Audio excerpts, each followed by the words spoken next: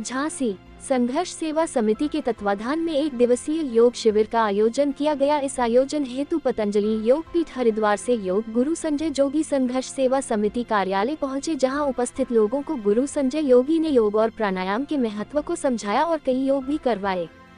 उन्होंने बताया, हमारे शरीर की बीमारियों का मुख्य कारण पेट से संबंधित समस्याएं हैं। हमें पेट की समस्याओं के लिए प्राणायाम, कपालभाति जैसे योगों को अपनी दैनिक दिनचर्या में सम्मिलित करना होगा। मन को एकाग्रचित करने हेतु ध्यान करने की बहुत अधिक आवश्यकता है। ध्यान करने से मन शांत रहता है और उसकी वैचारिक क्षमता भी बढ़ती है। हमारे विचारों से ही शरीर में हार्मोन उत्पन्न होते हैं। बुरे हार्मोन्स हमारी बीमारियों का कारण बनते हैं और अच्छे हार्मोन्स हमारे जीवन को सुखद बनाते हैं। हमें अपनी संतानों को भी बाल्यकाल से ही संस्कारित करना चाहिए, जिससे भविष्य में भी एक अच्छा इंसान बन सके।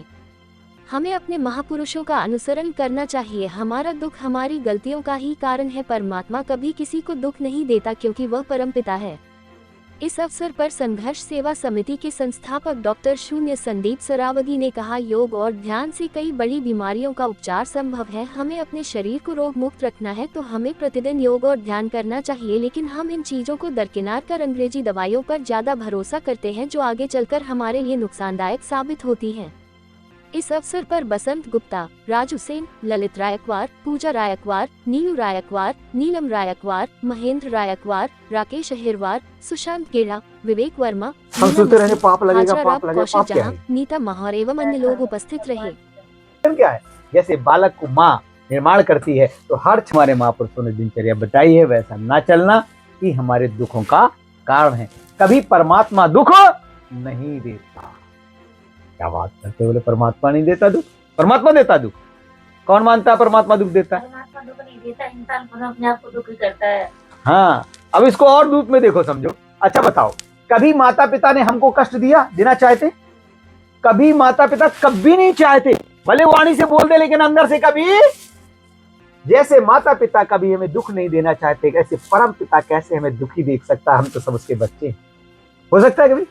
हमारी गलतियां, हमारे गलत अभ्यास, हमारे गलत संस्कार, क्रियाकलाप, अचिंतन, अविवेक, पूर्ण कार्य की सीधे परिणाम ना जानना, ये हमें दुख, संकट, कष्ट देता है। इसलिए हमारे यहाँ त्रिकाल संध्या का विधान है कि हम जो त्रुटियां हो जाएं, उनको पहले मानसिक स्तर पर स्वीकारता हो। क्या हो? हम सोचते रहे पाप लगेगा, पाप लगेगा। पाप क्या है? क्या है दंड? आपको भ्रम दूर कर देता हूं, पाप कुछ और नहीं, दुख, संकट, बीमारियां, ये है पाप कर्म।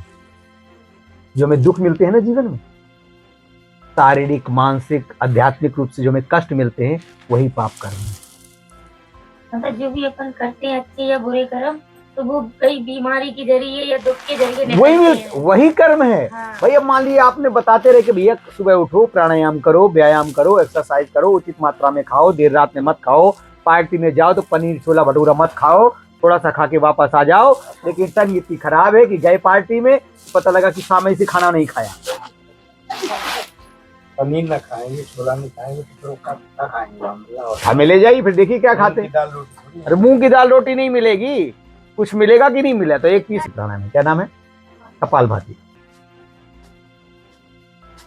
सबसे बन रहा, कुर्सी में बैठ के आप कर लीजिएगा, लेकिन इसके बाद करना आपको ऐसे ही है। हाँ, तो कोई नहीं बैठ पाता, आसन लगा के पास इतना तो कर सकता है, इतना तो कर सकता है। जो ये भी ना कर पाए, उसको क्या, पैर खोल ले, सामने एक टेबल रख ले या स्टूल रख ले, उससे करे, ठीक है? उससे भी लाभ मिलेगा, लेकिन ऐसे बैठ के नहीं, ये ठीक नहीं है। बहुत ज्यादा तकलीफ है तो चलो कुछ दिन कर लो, इसके बाद जब आपको आराम मिलने लगे फिर आप करने लगे, ठीक है? इसके बाद उज्जाई प्राणायाम आपको बता देते हैं, और प्राणायाम के बारे में बाद विस्तार से चर्चा करेंगे। उज्जाई प्राणायाम थायराइड के कारण बहुत ज्यादा समस्या होती है। आज थायराइड नाम दिया जाता है उसको।